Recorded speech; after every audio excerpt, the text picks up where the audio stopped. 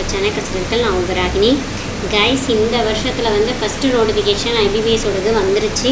ஆர்ஆர்பிக்குரிய notification பிஓக்கும் வந்துருச்சு, கிளர்க்குக்கும் வந்துருச்சு. ஓகேவா? ஸோ ரொம்ப ரொம்ப இம்பார்ட்டன்ட்.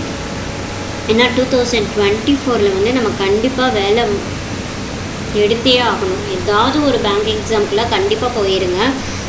சில பேர் வந்து எந்த கவர்மெண்ட் எக்ஸாம் ப்ரிப்பேர் பண்ணுறதுன்னே வந்து தெரியாமல் இருப்பாங்க. ஸோ அவங்களுக்கு வந்து நான் வேறு வீடியோ போடுறேன். இது வந்து பேங்க் எக்ஸாம் ஆல்ரெடி ப்ரிப்பேர் பண்ணிகிட்டு இருப்பீங்க, இல்லைனா இப்போ தான் வந்து புதுசாக வந்து ஜாயின் பண்ணி அப்ளை பண்ணி ஸ்டார்ட் பண்ண ஆரம்பிச்சிருப்பீங்க இல்லையா? ஸோ அவங்களுக்கான வீடியோ தான் இது. ஸோ இதில் நம்ம என்ன பார்க்க போகிறோம்னா, ஃபுல் அண்ட் ஃபுல் ஆர்ஆர்பியை பொறுத்து மட்டும்தான் பார்க்க போகிறோம். ஓகேவா? எல்லா எக்ஸாமுக்கும் ஒரே மாதிரி ப்ரிப்பேர் பண்ணவே கூடாது. ஆர்ஆர்பிக்கு ஒரு மாதிரி, எஸ்பிஐக்கு ஒரு மாதிரி, ஐபிபிஎஸ்க்கு ஒரு மாதிரி ப்ரிப்பேர் பண்ணணும். ஏன் அப்படிங்கிற ரீசனை நான் சொல்கிறேன். ஓகே? ஸோ இதில் வந்து நம்ம தமிழ்நாடு ஆர்ஆர்பிக்கு வந்து எவ்வளோ vacancies previous year cut off எவ்வளோ வந்திருக்கு, போன வருஷத்தில் தமிழ்நாட்டில் மட்டும் எவ்வளோ கட் ஆஃப் எவ்வளோ வேக்கன்சிஸ் வந்து இருந்திருக்கு, நம்ம எப்படி ப்ரிப்பேர் பண்ணணும், எக்ஸாம்ஸ் வந்து எப்போல்லாம் வருது அப்படிங்கிற டேட்ஸ், இம்பார்ட்டன்ட் டேட்ஸ் வந்து உங்களுக்கு ஜஸ்ட்டு ரிமெம்பர் பண்ணுறதுக்காக இதில் நான் கொடுத்துருக்கேன். ஓகேவா? So first previous year cut off பார்த்துக்கலாம். ஓகே? ஸோ எந்த எக்ஸாம் நம்ம ஸ்டார்ட் பண்ணுறதா இருந்தாலும் ஹிஸ்ட்ரி வந்து ரொம்ப ரொம்ப முக்கியம். ஒரு எக்ஸாம் நீங்கள் ப்ரிப்பேர் பண்ண ஸ்டார்ட் பண்ண போகிறீங்க அப்படின்னா அந்த எக்ஸாமில் எந்த மாதிரி கொஷின்ஸ் வரும், இதுக்கு முன்னாடி வந்து எவ்வளோ வேக்கன்சிஸ்லாம் இருந்திருக்கு, எவ்வளோ வந்து அதுக்கு கட் ஆஃப் வந்து வந்திருக்கு அப்படிங்கிறது, எவ்வளோ மார்க்ஸ் நம்ம எடுக்கணும் அப்படிங்கிற ஒரு ஐடியா வந்து உங்களுக்கு பேசிக்காக தெரிஞ்சே ஆகணும். அப்போனா தான் நம்ம எவ்வளோ ப்ரிப்பேர் பண்ணணும், எவ்வளோ வந்து எஃபர்ட் போடணும் அப்படிங்கிறது நம்மளுக்கு ஒரு ஐடியா கிடைக்கும். ஓகே? ஸோ பிஓவை பொறுத்த வரைக்கும் 2023 33 தான் வந்திருக்கு. 2022 வேக்கன்சியே இல்லை. 2021 156 இருந்திருக்கு. ஓகேவா? ஸோ கட் ஆஃபை பொறுத்த வரைக்கும் பார்த்தீங்க அப்படின்னா 2023 வந்து 50.75, 21 50.50. ஓகே? ஸோ இதில் வந்து ஒரு 50+ வந்து நார்மலாக வந்து ஜென்ரலாக வந்து வருதுன்னு வச்சுக்கலாம். ஓகே? மெயின்ஸை பொறுத்த வரைக்கும் பார்த்தீங்கன்னா 73 80. இது வந்து ஜென்ரலுக்கு வருது. ஜென்ரலுக்கும் ஓபிசிக்கு பார்த்தீங்கன்னா மிஞ்சி போனால் 1 மார்க் 2 மார்க் டிஃப்ரென்ஸ் இருக்கும், அவ்வளோதான் இருக்கும். 2023 பார்த்தீங்கன்னா எல்லாத்துக்குமே 73.50 தான். எஸ்டிக்கு மட்டும்தான் 48.56 கொடுத்துருந்தாங்கன்னு நினைக்கிறேன். ஓகே? ஸோ நிறைய டைம் அப்படியே வரும். சில பேர் வந்து இந்த கேட்டகரியில் வந்து நம்மளுக்கு வந்து கம்மியாக தான் வரும். ஸோ நம்ம வந்து அதுக்கு 70க்கு எஃபெக்ட் போட தேவையில்லை, இவ்வளோ இருந்தாலே நம்மளுக்கு கிடச்சிரும் அப்படிங்கிற ஒரு மைண்ட் செட்டில் இருப்பாங்க. ஆனால் திடீர்னு இந்த பேங்க் எக்ஸாமை பொறுத்த வரைக்கும் மட்டும்தான் நம்மளுக்கு தெரியவே தெரியாது. அதாவது ஜென்ரலுக்கு இவ்வளோ கட் ஆஃப்னா அதை விட எவ்வளோ கம்மியாக வந்து இதுக்கு கொடுப்பாங்க, அந்த ஒரு பர்சன்டேஜ் இது வந்து தெரியவே தெரியாது. எல்லாத்துக்கும் ஒரே மாதிரியே வந்து கொடுப்பாங்க. அதுவும் இப்போ இடபிள்யூஎஸ் வந்ததுலேருந்து சொல்லவே வேண்டாம். ஓகே? ஸோ அதை பற்றி பேசிகிட்டே இருக்கலாம், அது நம்மளுக்கு வேண்டாம். ஸோ இதில் வந்து எவ்வளோ கட் ஆஃப் வந்து எடுக்கணும் அப்படிங்கிறத மட்டும் பார்த்துக்கோங்க. அட்லீஸ்ட் வந்து 75+ ஜென்ரல் கேட்டகரியை வச்சு நான் சொல்கிறேன். ஓகே? நெக்ஸ்ட்டு கிளர்க்கை பொறுத்த வரைக்கும் பார்த்தீங்க அப்படின்னா வந்து 2023 171, 22 451, 21 வந்து 368 வந்திருக்கு. ஸோ லாஸ்ட் இயர் பார்த்தீங்கன்னா வேக்கன்சிலாம் கம்மியாக தான் இருந்திருக்கு. ஸோ இந்த வருஷம் தான் கொஞ்சம் வேக்கன்சி வந்து வந்திருக்கு அதிகமாக. ஓகே? ஸோ ப்ரிலிம்ஸை பொறுத்த வரைக்கும் கட் ஆஃப் பார்த்தீங்க அப்படின்னா ஒரு 65+ ஆவரேஜாக வந்து வருது. 63, 61, 70 அந்த மாதிரி வந்திருக்கு.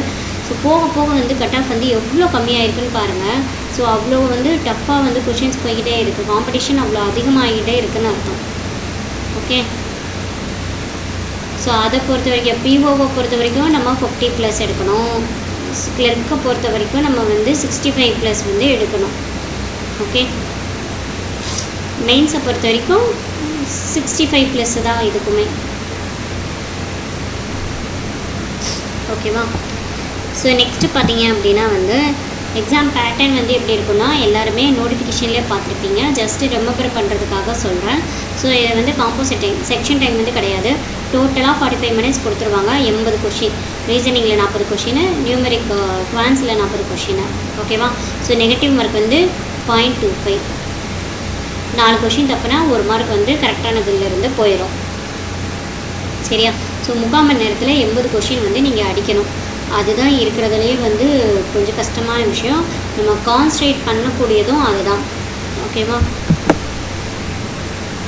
நெக்ஸ்ட்டு பார்த்தீங்கன்னா மெயின்ஸை பொறுத்த வரைக்கும் இந்த reasoning, general awareness, quants, English எல்லாமே வந்து மற்ற பேங்க் எக்ஸாமுக்கும் படிக்கிறது தான். பட் இதில் ஒன்று எக்ஸ்ட்ரா வந்து கம்ப்யூட்டர் சயின்ஸ் பேப்பர் வரும். ஸோ கம்ப்யூட்டர் சயின்ஸ் பேப்பரை வந்து 40 கொஷின் 20 மார்க், பாதி மார்க் வச்சு கொடுப்பாங்க, 20 மார்க்ஸ்.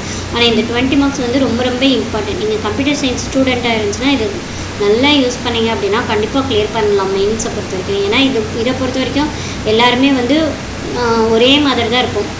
ஒரே மாதிரினா என்ன சொல்கிறதுனா, சில பேருக்கு ரீசனிங் வரும், சில பேருக்கு குவான்ஸ் வரும். ஓகேவா? சில பேருக்கு வந்து இங்கிலீஷ் நல்லா வரும், ரீசனிங் கொஞ்சம் வந்து ஓரளவுக்கு தான் பண்ணுவாங்க. ஸோ எப்படினாலுமே அந்த 4 பாட்டு வந்து டேலி ஆயிரும். ஆனால் இந்த எக்ஸ்ட்ரா வர மெயின்ஸில் வந்து எஸ்பிஐ பொறுத்த வரைக்கும் டிஸ்கிரிப்டிவ் பேப்பர் அதெல்லாம் இருக்கும் இல்லையா? ஸோ அந்த மாதிரி எக்ஸ்ட்ரா வர இதில் தான் வந்து நம்ம ஸ்கோர் பண்ணவே முடியும். ஓகே, ஸோ இந்த 20 மார்க்ஸ் வந்து ரொம்ப ரொம்ப இம்பார்ட்டன்ட். ஸோ இதில் வந்து காம்போசிட் வந்து செக்ஷன் டைமிங் கிடையாது, காம்போசிட் டைம் ஆஃப் 2 hours வந்து கொடுத்துருக்காங்க. ஓகே, ஸோ 120 minutesல வந்து 200 கொஷின்ஸ் வந்து நம்ம அட்டன் பண்ணி ஆகணும். நெக்ஸ்ட்டு பார்த்தீங்க அப்படின்னா வந்து இம்பார்ட்டன்ட் டேட்ஸ், அதாவது அப்ளிகேஷன் வந்து ஆல்ரெடி ஸ்டார்ட் ஆயிடுச்சு. இந்த மாதம் 7ஆம் தேதி ஸ்டார்ட் ஆகிடுச்சு. நெக்ஸ்ட் மந்த்து 7 வரைக்கும் வந்து இருக்குது. லாஸ்ட் வரைக்கும் போடாதீங்க, ஏன்னா வந்து சைட் வந்து கொஞ்சம் ஸ்லோ ஆயிரும், பேமெண்ட் ப்ராப்ளம்லாம் வரும். ஸோ வந்து எவ்வளோ வேகமாக அப்ளை பண்ண முடியுமோ அவ்வளோ வேகமாக அப்ளை பண்ணி வச்சுருங்க. ஓகே, எக்ஸாம் டேட் பார்த்தீங்கன்னா கிளர்க்கு தான் ஃபஸ்ட்டு ஸ்டார்ட் ஆகுது. August 3, 4, 10 தான் வந்து ஸ்டார்ட் ஆகுது. August 3 எக்ஸாம் ஸ்டார்ட் ஆகுது. அது முடிச்சதும் பிஓவோட ப்ரிலிம்ஸ் 17 and 18 வந்து பிஓவோட ப்ரிலிம்ஸ் வந்து வருது. ஓகே, ஸோ மெயின்ஸை பொறுத்த வரைக்கும்னா செப்டம்பர் லாஸ்ட்டில் தான் இருக்குது, 29 செப்டம்பர் லாஸ்ட்டில் தான் இருக்குது. பிஓக்கு வந்து கிளர்க்குக்கு வந்து 6 அக்டோபர் இருக்குது. ஓகேவா? ஸோ பிஓக்கு வந்து 29 செப்டம்பர். பிஓவோட மெயின்ஸ் வந்து ஃபஸ்ட்டு போயிடுது. ஓகேவா? ஸோ கிளர்க்கோட மெயின்ஸ் வந்து அடுத்து தான் வருது. ஏன் பிஓவோட மெயின்ஸ் ஃபஸ்ட்டு வைக்கிறாங்க தெரியுமா? ஏன்னா அதுக்கடுத்து இன்டர்வியூ ப்ராசஸ்ன்னு ஒன்று இருக்குது அங்கிட்டு. ஸோ அதுதான் மெயின். ஓகே, ஸோ அப்போ கிளர்க்கை பொறுத்த வரைக்கும் உங்களுக்கு டைம் வந்து மெயின்ஸுக்கு வந்து அதிகமாகவே இருக்குது. சரியா? ஸோ அப்போ நீங்கள் இப்போ டார்கெட் பண்ண வேண்டியது August 3 வந்து கொடுத்துருக்காங்களா, அப்போ இன்றைக்கி வந்து 20. ஸோ இதில் ஒரு 10 நாள் இருக்குது, இந்த மந்தில் ஒரு 10 நாள் இருக்குது, நெக்ஸ்ட்டு ஜூலை மந்த்து ஃபுல்லாக 31 டேஸும் இருக்குது. ஸோ 41 டேஸ் உங்களுக்கு தாராளமாக இருக்குது. அதை நீங்கள் 40 டேஸ்னே கூட வச்சுக்கோங்க. ஓகேவா? ஸோ இன்றைக்கி உட்காந்து அனலைஸ் பண்ணுங்கள். சரியா? இன்றைக்கி வந்து உட்காந்து ப்ரீவியஸ் இயர் கொஷினை எடுத்து எப்படி கொஷின்ஸ் வந்திருக்கு அப்படின்னு சொல்லிட்டு 1 டே உட்காந்து அனாலிசிஸ் பண்ணுங்கள். அனாலிசிஸ் பண்ணி நம்மளால் முடியுமா முடியாதா, என்னென்ன நம்ம படிக்க முடியாதுங்கிறது கண்டிப்பாக கிடையாது. நம்ம என்னென்ன படிக்கணும், என்னென்ன கான்சன்ட்ரேட் பண்ணணும் அப்படிங்கிறது நீங்கள் வந்து ரெடி ஆகிக்கோங்க. இன்றைக்கி நாளையிலேருந்து உங்கள் ப்ரிப்பரேஷன் வந்து ஸ்டார்ட் பண்ணுங்கள். எப்படி ப்ரிப்பேர் பண்ணலாம் அப்படிங்கிற ஒரு ஐடியா நான் உங்களுக்கு சொல்கிறேன். ஸோ ரீசனிங்கை பிரிச்சுக்கோங்க, டெய்லி குவான்ஸு. ஓகேவா? ஸோ இதில் ஒரு 40 கொஷின்ஸு, இதில் ஒரு 40 கொஷின்ஸு. ஓகேவா? ஸோ நம்ம என்ன சொன்னோம், கிளர்க்கை பொறுத்த வரைக்கும் 65+ சொன்னோம் இல்லையா? ஸோ அட்லீஸ்ட் வந்து இதில் வந்து நீங்கள் ஒரு 30, ரீசனிங்கில் எல்லாருமே 40க்கு 40 அடிப்பாங்க. நீங்கள் அட்லீஸ்ட் ஒரு 35 அடிக்கணும். இதில் 35+ வந்து கண்டிப்பாக அடிக்கணும். இதில் வந்து ஒரு 25+ வந்து கண்டிப்பாக அடிக்கணும். ஓகேவா? அப்போ தான் 60 கொஷின்ஸாவது அட்டன் பண்ண முடியும். நீங்கள் அக்யூரேசியோடு அட்டன் பண்ணீங்க அப்படின்னா இதில் ஆக்சுவலி வந்து நீங்கள் வந்து 30 வந்து அடிக்கலாம். ஏன் அப்படி நான் சொல்கிறேன்னு பாருங்கள். ஃபஸ்ட்டு நீங்கள் வந்து எல்லாருமே ரீசனிங் வந்து ஒரு சில பேருக்கு ரீசனிங் அப்படின்னா என்னது, அதில் என்ன வரும் அப்படிங்கிறது தெரியாமல் இருக்கலாம். ஃபஸ்ட் டைம் ப்ரிப்பேர் பண்ணுறவங்களுக்கு சொல்கிறேன். ஸோ உங்கள் ப்ரிப்பரேஷனை நீங்கள் வந்து குவான்ஸ்லேருந்தே ஸ்டார்ட் பண்ணுங்கள். ஃபஸ்ட்டு நீங்கள் ப்ரிப்பேர் பண்ண வேண்டியது சிம்பிளிஃபிகேஷன் அண்ட் அப்ராக்சிமேஷன். ரெண்டுமே ஒன்று தான். சிம்பிளிஃபிகேஷனாக எக்ஸாக்ட் ஆன்சர் பண்ணணும், அப்ராக்சிமேஷனாக தோராயமாக ஒன்று கொடுத்துருப்பாங்க, நம்ம ரவுண்ட் ஆஃப் பண்ணி போட்டால் போதும். ஓகே, நெக்ஸ்ட் பார்த்தீங்கன்னா number series or wrong number series.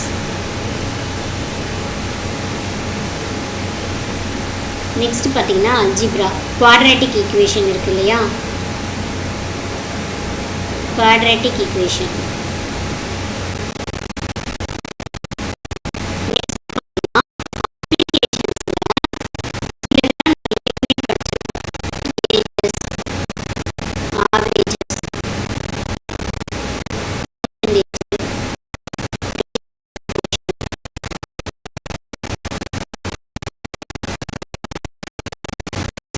வந்து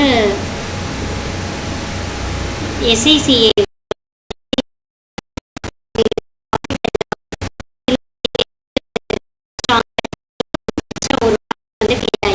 ஓகேவா? ஸோ இதில் ஒரு 5 டாபிக் ஆகுது. இந்த 5 இருக்கணும். ஏன்னா இதெல்லாம் நம்ம ஸ்கூலில் படித்ததெல்லாம் ஏஜஸ்லாம் பெரிய கஷ்டமே கிடையாது. நீங்கள் ஒரு நாள் உட்காந்தா கூட அதில் வந்து நீங்கள் புளியாயிடலாம். ஓகேவா? லாஸ்ட்டாக வந்து டிஐ எடுத்த உடனேயுமே நிறைய பேர் டிஐ போய் ப்ரிப்பேர் பண்ண உட்காருவாங்க. அந்த தப்பை பண்ணவே பண்ணாதீங்க. ஏன்னா டிஐ வந்து உங்களுக்கு கான்செப்ட் பேஸ் இல்லாமல் ஜஸ்ட்டு ஷார்ட்டை பேஸ் பண்ணி மட்டும் வந்துச்சு அப்படின்னா ஈஸியாக தட்டிட்டு போயிடலாம். ஆனால் கான்செப்ட் வச்சு வந்துச்சு அப்படின்னா நம்மளுக்கு அந்த கான்செப்டை தெரிஞ்சால் மட்டும்தான் போட முடியும். ஓகே, ஸோ அதனால் வந்து டிஐயை வந்து எப்பயுமே வந்து லாஸ்ட்டாக வச்சுருங்க. ஏன்னா இந்த simplification, number series, quadratic equation இதெல்லாம் படிச்சிங்கனாலே கொஞ்சம் கால்குலேஷன்ஸ் உங்களுக்கு தெரியும். ஸோ அதை வச்சே நீங்கள் டிஐயை வந்து போட்டுடலாம். சரியா? ஆனால் இதை மட்டுமே நீங்கள் நம்பி இருந்தீங்கன்னா அப்ளிகேஷன் பேஸ் பண்ணி வந்துச்சுன்னா இதை உங்களால் போட முடியாது. ஸோ மிச்சது ப்ரிப்பேர் பண்ண டைம் பற்றிருக்காது. அதனால டிஐயை லாஸ்ட் எடுங்க. அண்ட் கேஸ் லெட்டர் ப்ரிப்பேர் பண்ணிக்கோங்க. ஓகேவா? ஸோ இதை ப்ரிப்பேர் பண்ணி முடிச்சுட்டு எக்ஸ்ட்ரா அப்ளிகேஷன் சம்ஸ் நிறையா இருக்குது இல்லையா? Time and distance, time and ஒர்க்லாம் ஈஸி தாங்க.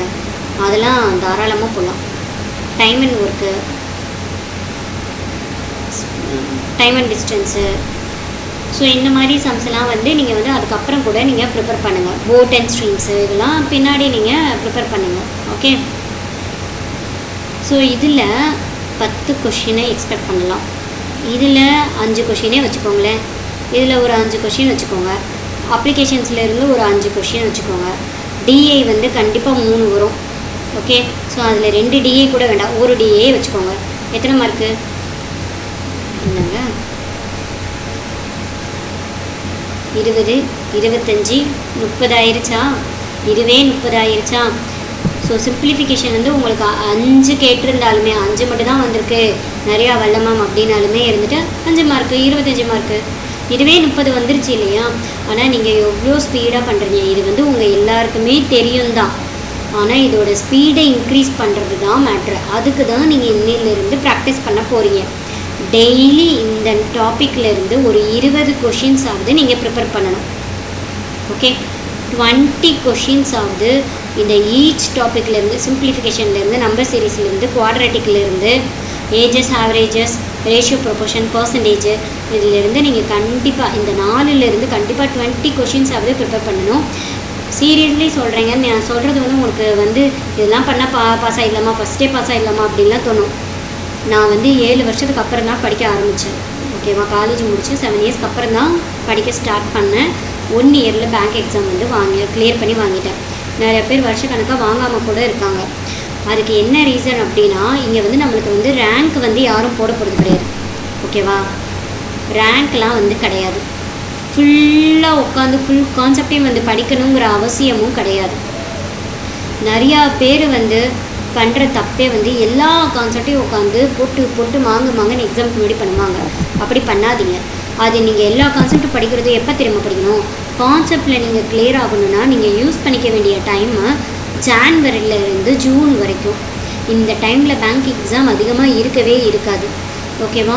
மெயின்ஸ் எல்லாம் வந்து மேக்ஸிமம் ஜான்வரிக்குள்ளே முடிஞ்சிடும். டிலேவாக நோட்டிஃபிகேஷன் வந்துச்சுன்னா தான் மேபி ஃபெப்ரவரி வரைக்கும் இழுக்கலாம். ஸோ இந்த டைம்குள்ளே தான் வந்து நீங்கள் வந்து கான்செப்டை வந்து ஸ்டடி பண்ணணும் அப்படின்னா இந்த டைமில் தான் ஸ்டடி பண்ணணும். நோட்டிஃபிகேஷன் வந்த பிறகு உட்காந்து கான்செப்டை வந்து நீங்கள் ஸ்டடி பண்ணுறீங்கன்னா அது ஆகவே ஆகாது. அது வந்து வேலைக்கே ஆகாது.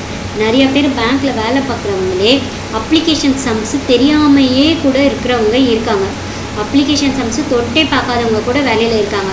அப்போ அவங்களாம் வந்து எப்படி வந்து கிளியர் ஆகி வந்தாங்க? எல்லாத்தையும் படிக்கணும்னு அவசியம் கிடையாது. நம்மளுக்கு இதில் இங்கே வேண்டியது டைமு, கட் ஆஃப் மார்க்கு. ஓகேவா? இந்த 2த்துக்கு தான். இந்த கட் ஆஃபுக்கு வந்து இவ்வளோ தான் கட் ஆஃப் வருதுன்னு தெரிஞ்சிருச்சா, அப்போ அதோட ஒரு +5 மார்க்கு. அந்த கட் ஆஃப்க்கு நான் என்னென்ன ப்ரிப்பேர் பண்ணணும், அந்த டைமுக்குள்ளே பண்ணணும்னா அப்போ நான் எவ்வளோ ஸ்பீடை இன்க்ரீஸ் பண்ணணும், இதை மட்டும்தான் நீங்கள் வந்து கான்சன்ட்ரேட் பண்ணணுமே தவிர உட்காந்து எல்லாத்தையும் இப்போ உட்காந்து படிக்காதீங்க. இதுதான் ஸ்மார்ட்டாக முடிவெடுக்கிறது. சரியா? நெக்ஸ்ட்டு பார்த்தீங்க அப்படின்னா வந்து குவான்ஸில் இப்போ உங்களுக்கு தெரிஞ்சிருச்சா? Simplification, number series, quadratic equation, application சம்ம 5 டாப்பிக்கு, அதுக்கடுத்து டிஏ கேஸ் லெட்டர். ஓகே, நான் இதில் டோட்டலாகவே 5 தான் போட்டிருக்கேன். ஆனால் இது 15 மார்க்கு கண்டிப்பாக வரும். ஏன்னா 40 கொஷின் இல்லையா? கண்டிப்பாக 15 கொஷின்ஸ் வரும் அதில். இல்லைனா 10 மார்க்காவது அட்லீஸ்ட் வரும். ஓகே, ஏங்க 35 கொஷின் கேட்குறதுலையே 10 மார்க் வருது, 40 கொஷின் வருது கேட்குறதுல வராது? கண்டிப்பாக வரும். ஸோ ரீசனிங் பொறுத்த வரைக்கும் எல்லாமே படித்து தாங்க ஆகணும். ஏன்னா ரீசனிங் வந்து ரொம்ப கஷ்டம்லாம் கிடையாது. நீங்கள் வந்து இன்றைக்கி இந்த மந்த்து இப்போ நீங்கள் ஸ்டார்ட் பண்ணுறீங்கன்னு வைங்களேன், ஜூன் மந்த்து ஃபுல்லாக உட்காந்தா கூட ரீசனிங்கை வந்து ஃபுல்லாக கம்ப்ளீட் பண்ணிடலாம். நீங்கள் படிக்க ஸ்டார்ட் பண்ண வேண்டியது வந்து கோடிங், டிகோடிங்கு, இன்இக்வாலிட்டி,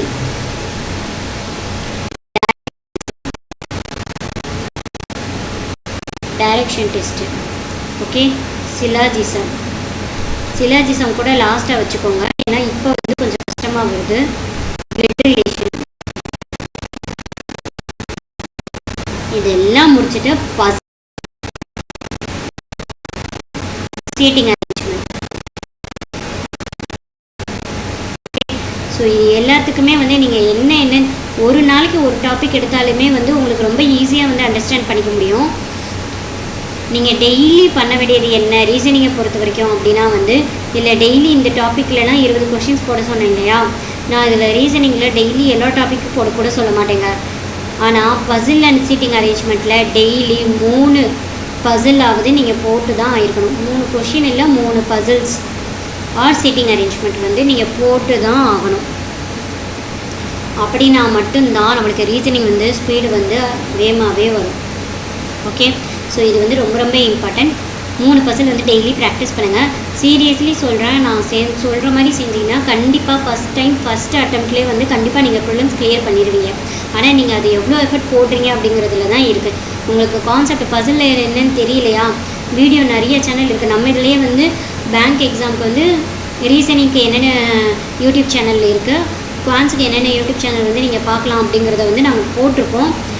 ஸோ அந்த பழைய வீடியோ வந்து ஒன்ஸ் போய் பாருங்கள், அது ரொம்ப யூஸ்ஃபுல்லாக இருக்கும்.